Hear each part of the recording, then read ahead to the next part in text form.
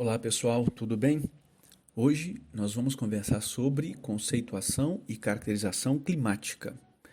Bom, como temas principais teremos a discussão sobre o clima e o tempo, sobre a atmosfera e clima, sobre as funções da atmosfera, também as camadas da atmosfera, os elementos climáticos serão os nossos temas centrais. Clima e tempo são conceitos que usualmente são confundidos como que sinônimos, porém não são. Clima diz respeito à sucessão habitual dos estados do tempo em um determinado lugar em períodos não menores que 30 anos. Naturalmente, estamos nos referindo aqui ao tempo meteorológico. Portanto, o clima é a sucessão habitual dos diferentes tipos de tempo num dado espaço, num período, né, de pelo menos 30 anos, para se cumprir aí uma padronização de qual é o comportamento dos tempos atmosféricos nesse período aí extenso de tempo, ok? Por sua vez, o tempo é o estado momentâneo da atmosfera em um determinado lugar, ou seja, diz respeito à forma com a qual os elementos se comportam num dado instante numa dada área. Que elementos? Temperatura, a umidade e a pressão atmosférica, a nebulosidade, são alguns exemplos de elementos que a gente vai inclusive conhecê-los nesse nosso encontro aqui, tá bom? Dessa forma, sendo dois fenômenos de natureza diferentes, nós temos ciências diferentes que estudam esses dois fenômenos. Um é a climatologia e o outro a meteorologia. Tá? Naturalmente, um está amplamente ligado ao outro. Quando discutimos então essa questão, é necessário lembrar um pouquinho sobre alguns elementos ligados à atmosfera, que é a camada, né, gasosa que envolve a Terra. Ela possui uma composição variável, uma composição química variável em função da altitude e é dividida em camadas de acordo com a caracterização física e química. Aí na tabela ao lado a gente consegue enxergar, por exemplo, quais são os componentes da atmosfera e algumas de suas características, né? Sobretudo o percentual de volume com o qual eles participam na formação dessa atmosfera, como é o caso da importante participação do nitrogênio e também do oxigênio na formação total da camada atmosférica. A atmosfera ela tem a sua formação ligada, né, completamente relacionada ao próprio processo de evolução da Terra. Ela apresenta inclusive idades pré-cambrianas. Na prática, a gente pode até dizer que primeiro formou-se o planeta Terra e, na sequência, depois que a Terra reuniu uma massa suficiente para ter uma força da gravidade que fosse também suficiente para prender os gases atmosféricos ao redor da Terra, aí sim a atmosfera se fez, digamos assim. Essa é a origem da atmosfera.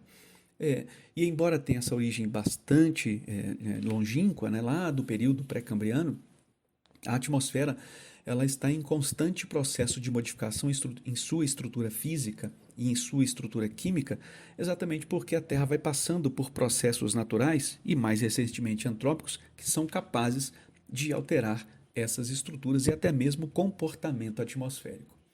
A atmosfera ela se mantém presa à Terra, portanto, pela força da gravidade e, por isso mesmo, ela exerce uma pressão sobre essa superfície. Essa pressão é bastante variável de acordo com alguns elementos que a gente vai ainda abordar. Além disso ainda, gente, ela possui diferentes funções em relação ao planeta Terra. Naturalmente, a gente conhece algumas delas, mas apenas para relembrar. A atmosfera ela filtra ou absorve radiações solares excessivas à vida na Terra, como é o caso de um fenômeno que acontece na estratosfera, que é a retenção ou a filtragem, na realidade, de radiação solar nociva à vida na Terra, como é o caso da radiação ultravioleta, pela concentração de ozônio que fundamentalmente se encontra na estratosfera, né? Popularmente chamado de camada de ozônio. Além disso tudo, a atmosfera ainda protege a Terra da entrada de corpos como os meteoritos, impedindo que eles impactem de maneira direta sobre a superfície da Terra, e regula a temperatura média da Terra em função da sua composição gasosa. Assim, ela contribui na manutenção da vida em razão de sua composição química, que a gente pode aqui novamente conferir e comparar com as atmosferas de alguns dos planetas que formam o Sistema Solar. Bom, assim sendo, é importante a gente lembrar também que a atmosfera ela é, em razão de toda essa caracterização, constituída por diferentes camadas, cada camada apresentando a sua característica química e física próprias, né? Com relação, por exemplo, à primeira camada da atmosfera, aquela camada que está logo acima da crosta terrestre, denominada troposfera, a gente destaca alguns fatos. O primeiro é que é nela que ocorrem os principais fenômenos ligados ao clima e ao tempo, como, por exemplo, a variação térmica, como, por exemplo, as chuvas, o deslocamento de massas de ar que formam ventos e que são os elementos principais, não é? Mensurados aí de maneira geral para atender às demandas da humanidade. Essa camada tem uma altitude média entre 8 e 11 quilômetros, mas isso é bastante variável e a temperatura diminui com a altitude, uma vez que quanto mais se ganha a altitude, menos massa atmosférica se tem para poder ser aquecida, né? Bem, além disso, nós temos também a estratosfera, que estende-se logo acima da troposfera, né? Ela é interrompida, a troposfera ela termina numa seção denominada tropopausa, e aí é iniciada a estratosfera. Ela se destaca pelo fato de deter grande concentração de ozônio atmosférico, formando aquilo que popularmente é denominado camada de ozônio. Logo acima dela, nós temos a estratopausa e, em seguida, a mesosfera. A mesosfera está localizada acima, portanto, da estratosfera. É uma camada relativamente fina, né, estreita, com baixíssima densidade de ar e, por isso, também baixíssimas temperaturas. Depois dela vem a mesopausa e acima dela a termosfera. A termosfera, também denominada ionosfera, estende-se entre 80 e 500 quilômetros de altitude e é interessante notar que é nela que ocorre o fenômeno, o interessantíssimo fenômeno da aurora boreal e também da aurora austral.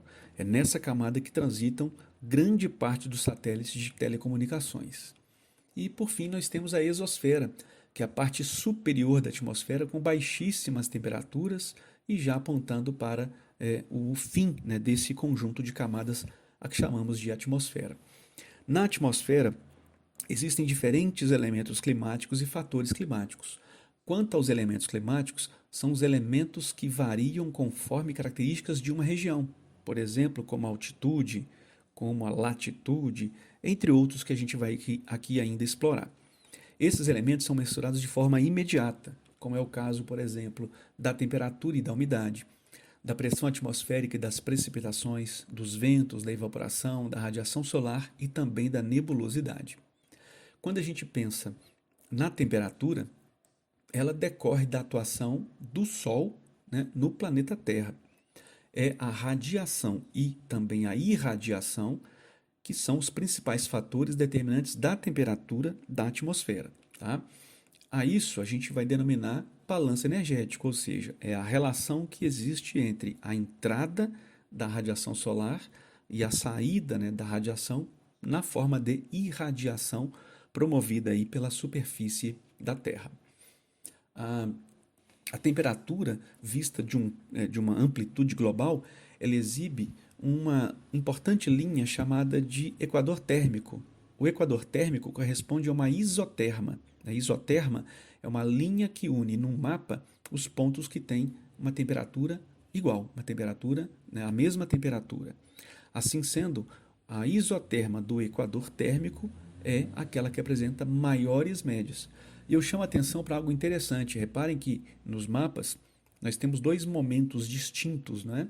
E assim a gente consegue perceber a variação norte e sul da isoterma e que se deve justamente ao fenômeno dos solstícios e equinócios que marcam verões, primaveras, outonos e invernos também. Então acabam movimentando essa isoterma equatorial ao sul e ao norte. Um outro elemento é a umidade, que nada mais é do que a presença de água na atmosfera.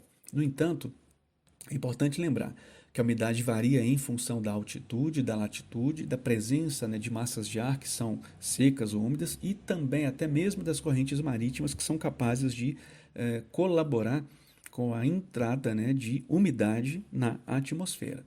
Só que quando falamos de umidade atmosférica, devemos falar de dois fatores: a umidade absoluta, que nada mais é do que a quantidade de água realmente presente em uma amostra específica de ar, né? A gente pode observar isso aí no exemplo, né, na ilustração.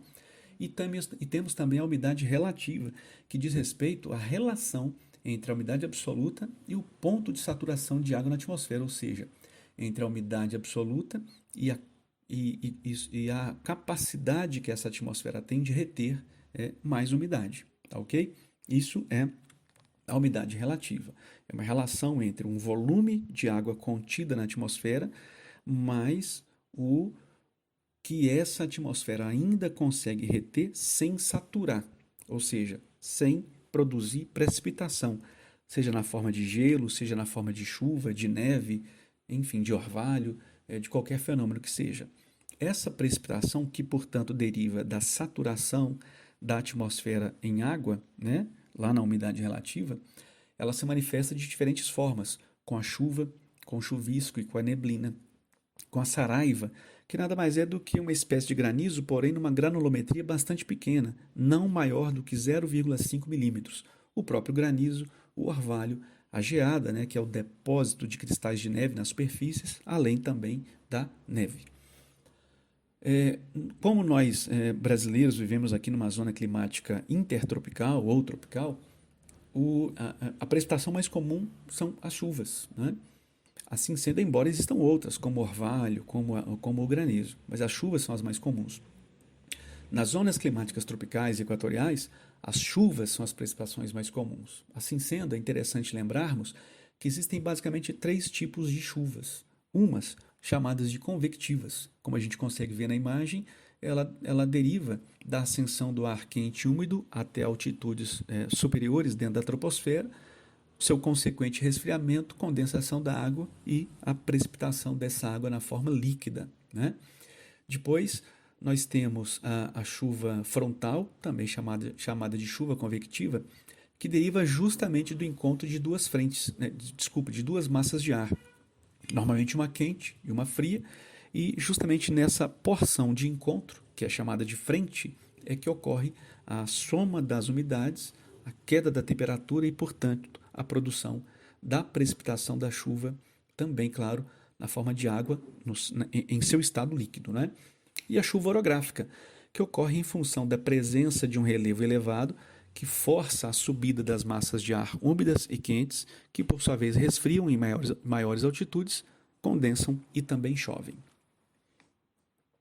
Um outro elemento que a gente deve prestar atenção é a questão da pressão atmosférica. A pressão atmosférica é o peso que uma coluna de ar exerce sobre a superfície da Terra. Claro que isso está relacionado ao volume de ar e relacionado à própria ação da força da gravidade. A pressão atmosférica ela é medida por parômetros e é cartografada pelas isóbaras, né, que são isolinhas que unem num dado espaço os pontos que têm a mesma pressão. Varia de acordo com os fatores climáticos e determina a circulação do ar. O ar sempre circula das zonas de alta pressão, que também são chamadas de anticiclones ou anticiclonais, para as zonas de baixa pressão, que são chamadas de ciclones ou zonas ciclonais. Tá? E aí a gente consegue ver na ilustração um mapa, né, que mostra justamente as isóbaras. E, portanto, a gente consegue, por meio desse tipo de mapa, entender, produzir, inclusive, previsões de tempo, né, meteorológico, já que isso tudo está relacionado ao movimento de massas de ar. Lembrando novamente que o ar sempre se movimenta da alta pressão para a baixa pressão. Aqui a gente consegue entender um pouco disso. Ou seja, a gente consegue observar numa animação de tempo bastante acelerada a movimentação do ar que ocorre devido às diferenças de pressão, ao chamado gradiente de pressão atmosférica. Essas massas de ar são grandes volumes de ar com características próprias, recebem normalmente o nome da área de origem e o seu deslocamento acaba formando frentes que são áreas de instabilidade atmosférica, inclusive que são capazes de formar precipitações, não é? Como a gente consegue, mais uma vez, observar na imagem. Quando uma massa de ar quente empurra uma massa de ar frio, nós denominamos frente quente.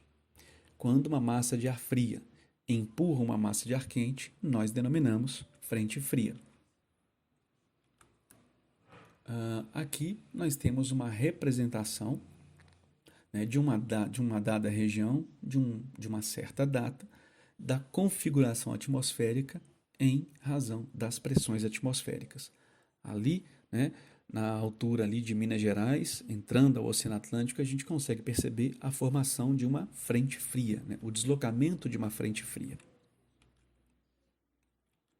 Essas massas de ar, portanto, por receberem o nome das suas áreas de origem, elas são, de alguma maneira, assim organizadas, tanto no âmbito global quanto no âmbito aqui da América Latina.